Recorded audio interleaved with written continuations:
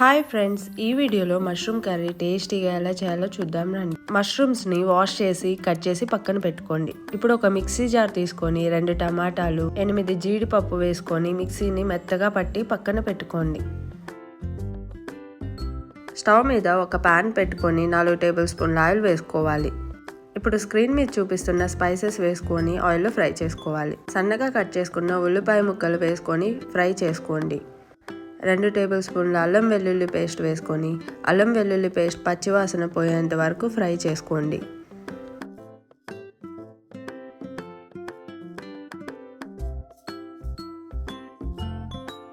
ఇప్పుడు 1/2 స్పూన్ పసుపు 1 స్పూన్ కారం వేసి ఆయిల్లో ఒకసారి ఫ్రై చేసుకోండి.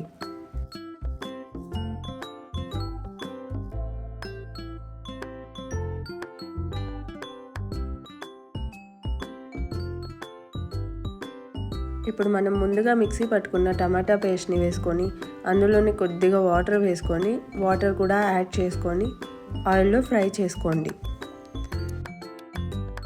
ఈ టమాటా పేస్ట్ పచ్చివాసన పోయేంత వరకు ఫ్రై చేసుకోవాలి.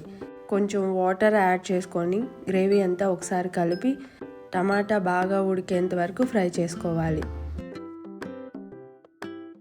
ఈ గ్రేవీలోనే సరిపడా ఉప్పు వేసుకొని ఒకసారి కలుపుకోవాలి.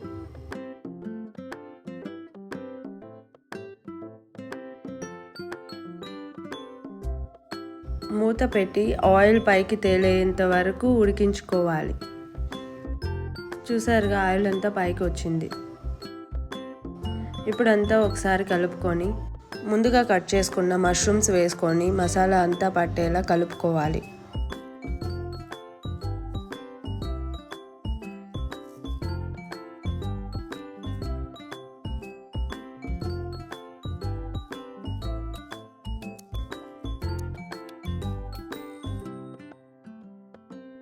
ఇప్పుడు మూత పెట్టి ఒక 10 నిమిషాలు ఉడికించుకోవాలి.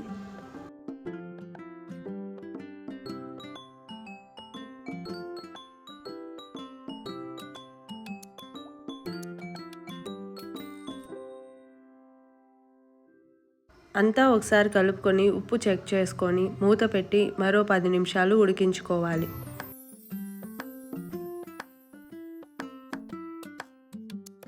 ఇప్పుడు ఇందులో 1/2 స్పూన్ ధనియా పౌడర్ వేసుకొని అంతా కలుపుకొని ఒక 5 నిమిషాలు ఉడికించుకోవాలి.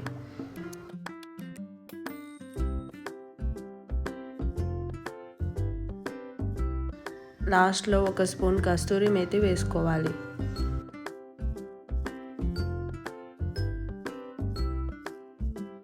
ఇందులోనే కొద్దిగా బటర్ యాడ్ చేసుకొని అంతా ఒకసారి మిక్స్ చేసుకొని సర్వ్ చేసుకుంటే ఎంతో టేస్టీ అయిన మష్రూమ్ కర్రీ రెడీ. మష్రూమ్స్లో విటమిన్ డి ఎక్కువ ఉంటుంది. విటమిన్ డి డెఫిషియన్సీ ఉండేవాళ్ళు మష్రూమ్స్ని రెగ్యులర్గా తీసుకోవడం చాలా మంచిది.